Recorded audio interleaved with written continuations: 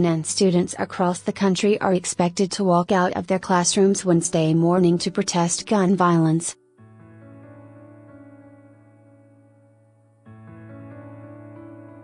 The National School Walkout is scheduled to begin at 10 a.m. in every time zone and last for 17 minutes, a minute for each life lost in the Parkland school shooting.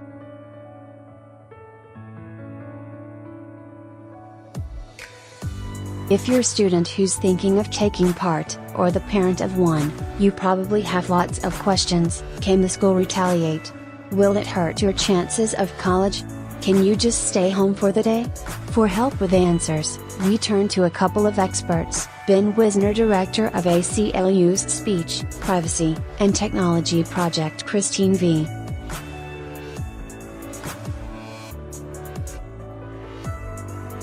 Hamiel Lawyer, advising school districts in Wisconsin on legal issues. Ben Wizner is the director of the ACLU's Speech, Privacy, and Technology Project and an adjunct professor at New York University School of Law.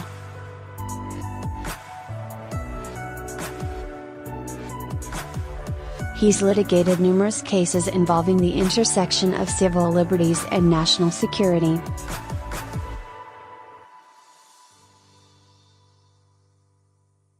He's also the principal legal advisor to Edward Snowden.Christine V. Hamiel is an attorney at the Briesen Roper law firm in Milwaukee, Wisconsin.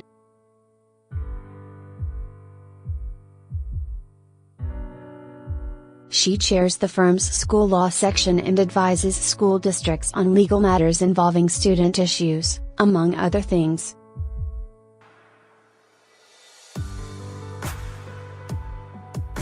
Jump to a question: can my school punish me for taking part?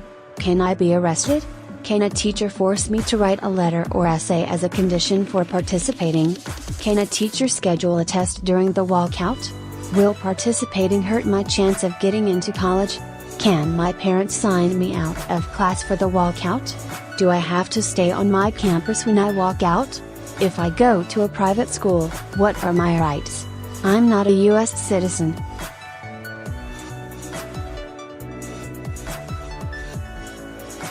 Do I still have the First Amendment right to protest? What happens if I don't want to walk out? Can a teacher join us in the walkout? Read more. 1.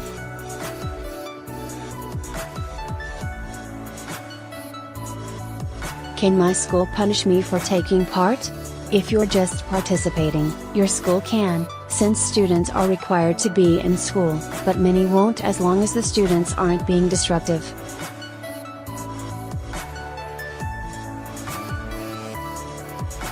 Remember, students have a First Amendment right to protest, just like anybody else.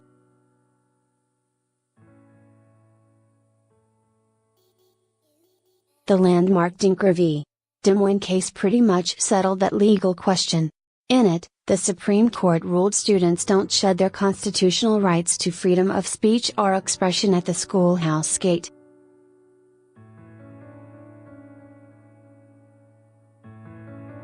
Some schools could hit students who walk out with an unexcused absence. That could be a bigger problem if a student already has a lot of those and the extra one results in him or her being considered truant.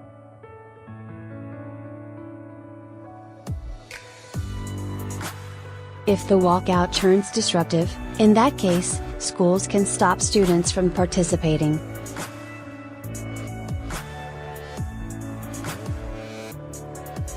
They can also take some punitive measures. But they can't punish students just because the district doesn't like the brand of politics that powers the protests.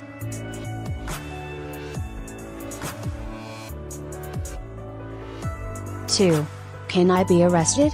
Generally, students don't have to worry about being arrested, unless, of course, they start breaking laws, like blocking a street while protesting.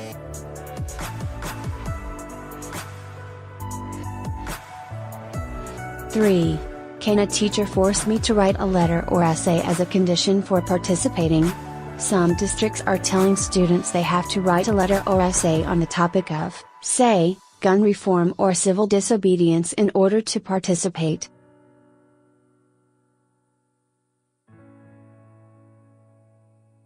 That's okay. Schools can assign work to students, Wizner said, and students don't have a constitutional right to not do work.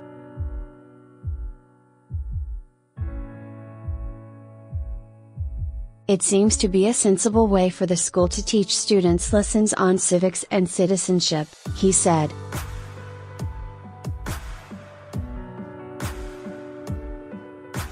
"4. Can a teacher schedule a test during the walkout? Yes. If the test was already scheduled and is part of the curriculum, that's perfectly fine.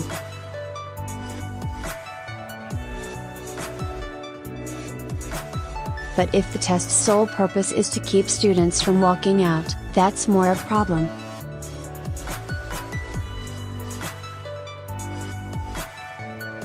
In that case, students don't have a lot of recourse, since schools generally have the discretion to schedule tests when they want to.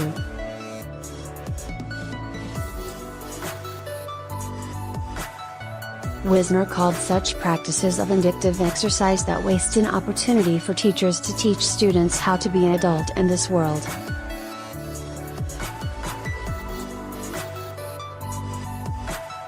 Instead, schools should offer students who miss a walkout-related test a chance to take it at another time, Hamiel said, or offer them an alternative assignment.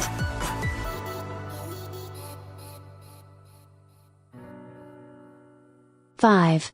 Will participating hurt my chance of getting into college? Several colleges, from Yale to Tulane to UCLA, have already come out and told prospective students that unexcused absences or other consequences resulting from the walkout won't affect their admission into the schools.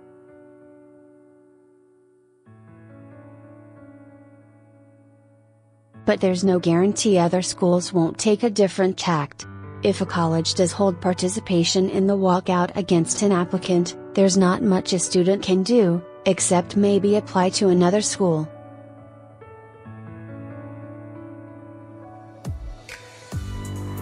"6. Can my parents sign me out of class for the walkout? It's okay for parents to take their children out of school for the time period of the walkout or for the entire school day, if they so wish," our experts agreed.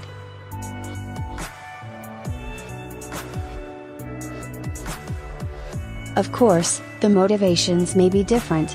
Some parents will sign their children out to take part in the walkout, while others will take them out to get them away from it.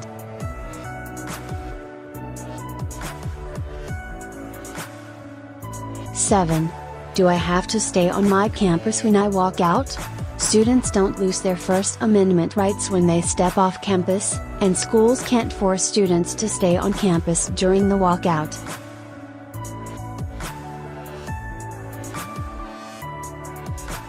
But schools most certainly hope they do because of safety concerns. Once students leave campus, the school doesn't have control of the situation anymore.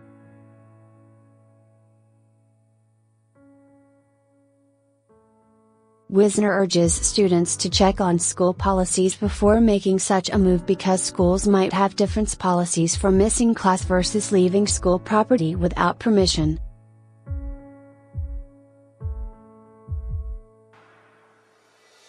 8. If I go to a private school, what are my rights? None under the First Amendment while in school.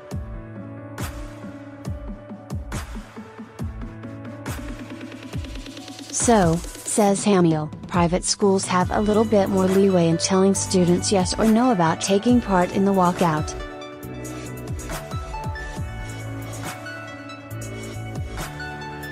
Those students must adhere to their school's policies, which might outright forbid them from taking part in the walkout.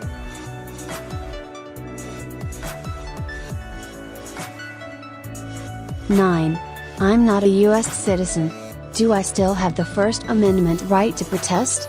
Both Wizner and Hamiel, referring specifically to students in Wisconsin where she practices law, say as far as the walkout is concerned, non-citizen students are viewed as having the same rights as the citizen students they are protesting with, at least while the walkout or protest stays on campus.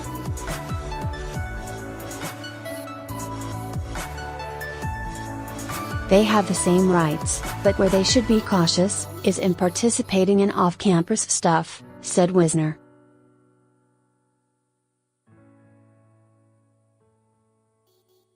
Not only would they have to deal with criminal law, if something happened during the protest off campus, but they might have to deal with immigration law as well.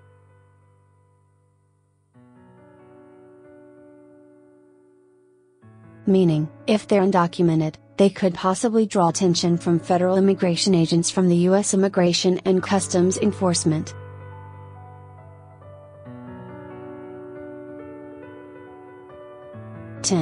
What happens if I don't want to walk out?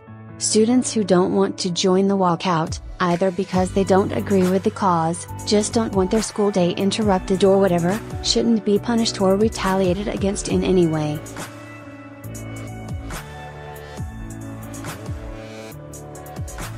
This is not a legal question, Wizner said, but all students should have the right to remain in a safe school environment.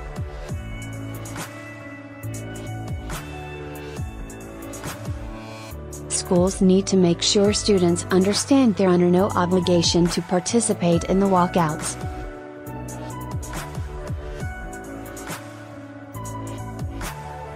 Schools should be proactive, ensuring that students know that if you don't want to participate that you're not required to do so, Hamiel said.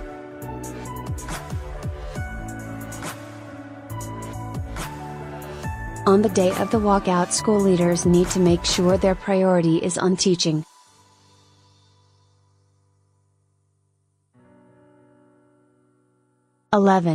Can a teacher join us in the walkout? Now this is a little tricky. Most schools have policies that allow teachers to take part in political causes, but on their own time and not when they are working for their school district.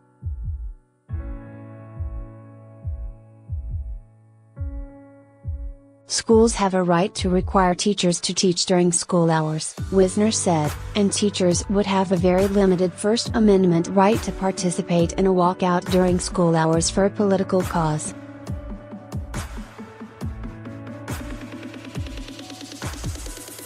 But schools may actually want teachers out with their students during the protests.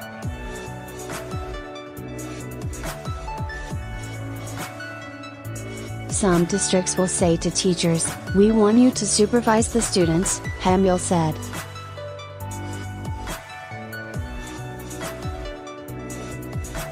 So some teachers will accompany students during the walkout for safety.